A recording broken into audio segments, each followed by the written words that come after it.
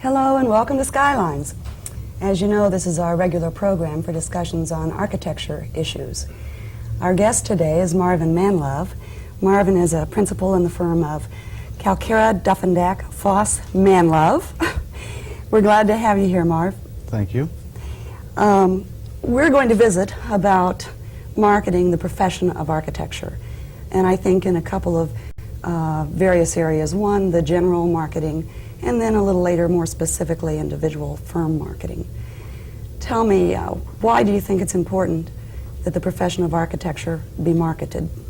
Well, I think it's for the same reason that we market and buy a lot of other products and commodities. Simply an informed public makes for better clients for architects. And to that extent, building upon what you said about two areas, it's important that we educate the public in general about, make them more aware of the built environment and what's important for them to consider. I think that oftentimes the general public is not aware of all the things that go into the built environment. It's more than just bricks and mortars. There are a lot of planning issues that are well beyond that are important for them to consider. I suppose that of all of the arts, this is the one that's most personal to every person because everyone lives in and works in architecture. Sure, and we all have our opinions about historic buildings and new structures and whether we like them or not, but we like to address things beyond just whether it's a like or a dislike of an issue. We think that the public should be aware of marketing of architectural services as a much broader issue. And to that extent, there are a lot of things that are done on a national and local basis by the American Institute of Architects to support and become a backdrop for the individual firms, in essence addressing the broader issues. How do they go about that, Marvin?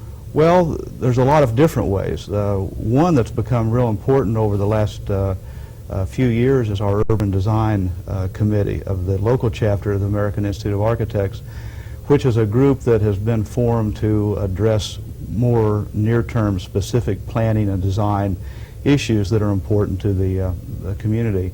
Another one that's very remote from that is, for example, an Architectural Explorer post, which has some 30 high school people involved in it who are interested in pursuing architecture as a career, and it's a vehicle that once a month, or actually every 2 weeks now, they are able to meet and formulate career plans.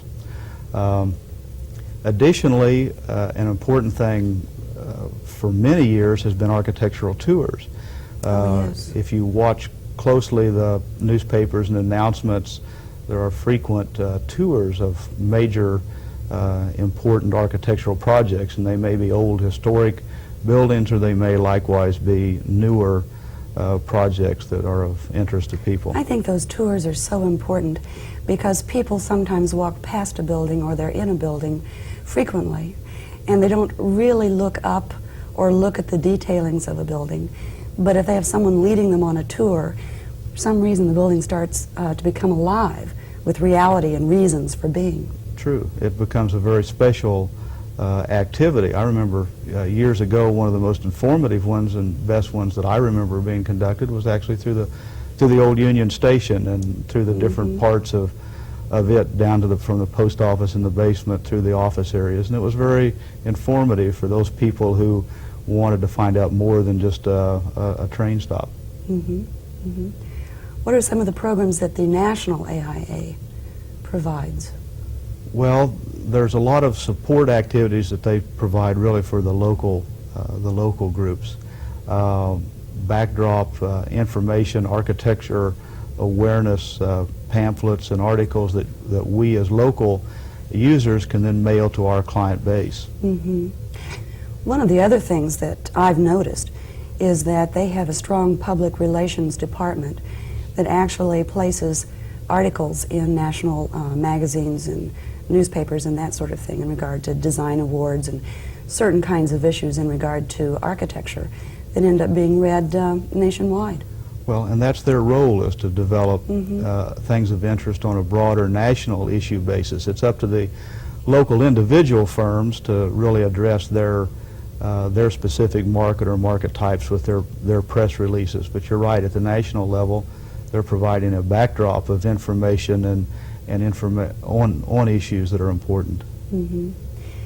The local chapter also has a real strong environmental education program that touches a lot of lives.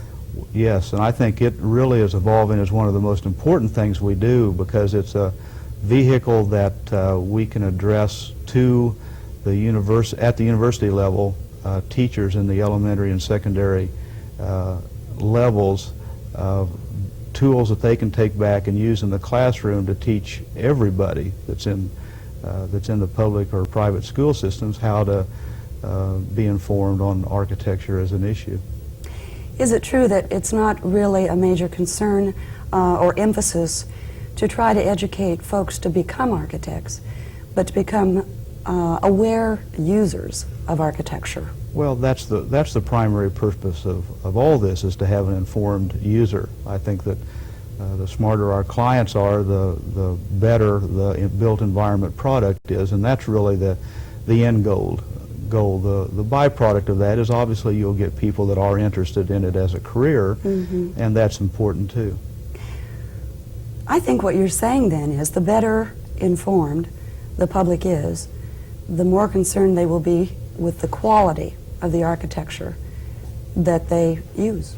That's very true, and it's very important that people be aware of the environment. As they grow older, we want them to become good clients. Sure. So sure. that's the ultimately Right. the purpose of marketing any product or service. And with that in mind, I think it's the next step in a marketing architectural services is, once we've established the backdrop at a national and local basis for architecture itself, it then becomes the individual firm's responsibility to target their specific client or market group. For example, our firm deals almost entirely with corporate and institutional users, but a lot of firms also have market efforts directed at hospitals or education users, and mm-hmm. so that within each specialty target market, it's important that the individual firm address their client groups more specifically. What are some of the methods for doing that, Marvin? Well, it varies. One is public relations tools such as press releases, articles that one may write that are in professional publications that gives you some credibility mm-hmm. as an expert in the field, sure. which is what we're all trying to strive for. Other things are brochures and products, most often visual things, because we are in a visual business, that we are able to give clients or client prospects. And then an emerging need, or an emerging tool over the last few years, has been mailers, direct mail types of products that give specific users more information about a firm. You hear the word top of mind awareness a lot, and that's really what then getting the individual firm's name out for top of mind awareness means. And with a firm name like Calcara, Duffenbeck, Foss, Manlove, it's not always an easy to remember right. name. You do shorten that to CDFM, don't you? Frequently. Yes, I would say. Well, I guess that things like design awards programs and that sort of thing are really a good part of marketing for individual firms too. When they receive an award, that's pretty important to potential clients. Well, if that's the particular market they're in, awards are more important to a firm who is positioning themselves as a design qualified firm, as opposed to a firm who may be positioning themselves as a technically, with some technical expertise in a specific market area. So everybody has their niche, and the different pieces are important to them in a variety of ways.